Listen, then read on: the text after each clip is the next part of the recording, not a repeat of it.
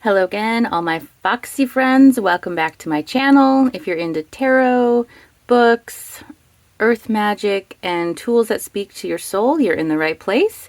Today I'm going to do a flip through of the Secret Oracle of the Green Witch. Go ahead and like this video, subscribe to my channel, and I'll leave a link to this deck down below if you feel like purchasing it. Alright, so this was my most recent deck purchase, I believe. I've been buying a lot of Oracle lately, which I didn't used to be into Oracle decks, so it's kind of a surprise. But there's just so many of them, and this one was really calling to me. It's about, Green Witch, so it's got herbs, magical elements, sacred tools, all that good stuff. This is by Cecilia Latari and illustrated by Betty Greco. And Cecilia wrote also the Zodiac Tarot, which I own, and I did a full flip through if you want to see it. I'll link that below. Okay, so this is a mass market deck. I'm pretty sure I bought it off Amazon. There's the back. It's not pretty. There's the inside. So it's these lovely, are they bold? What would you call these colors? They're like jewel tones, maybe? They're greens and purples and black. My typical aesthetic. So there's 50 cards in this deck, and the guidebook is illustrated. It's by US Games. Came out in 2023, it looks like. Has a nice beginning, table of contents. The cards aren't alphabetized or numbered, so you're going to have to look for your card in order to read the guidebook, which I wish decks would alphabetize them or number them just to make it easier. Gives you a little introduction on how to use the book. The author describes this deck as it's a guided path through the woods, the garden, the greenery, the brambles, into the center of the woods, which she calls the witch's heart. And so I've kind of separated, she didn't do this, but I separated the deck into different almost categories. So she mentions that there's 3 witches that you're going to follow their path. So you have the kitchen witch, the green witch, and the hedge witch, which they're all separate, but they are similar. I love the vibe from these cards. Very cozy, if that's the right word. And so if you look at each one, you'll see, let's see if I can zoom in. So if you look at this card, there's the cauldron, the teapot, or the teacup, the red tea kettle, and you'll see those as separate cards throughout the deck. There's the lantern, there's the herbs, and you'll see those later on as individual cards. And again, the green witch, you've got the moon and some other herbs and plants, and you'll see those throughout as individual cards as well. Okay, so I'll just start. We've got the Lady of the Lady of the Herbs, the Goddess of the Woods, Mugwort, Greater Burdock, Aloe, St. John's Wort, Nettle.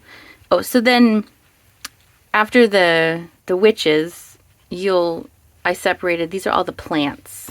Marigold, ribwort, plantain, horsetail, common comfrey, spearmint, fly agaric, yarrow, the apple, dandelion, belladonna, which we see in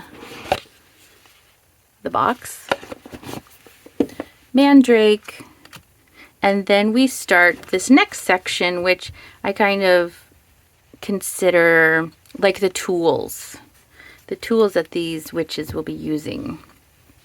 So you've got the infusion, the mirror, the book of shadows, the knife, the red teapot, the cauldron, the garden, the scissors, the candles, the altar, the mortar, the lantern, the moth.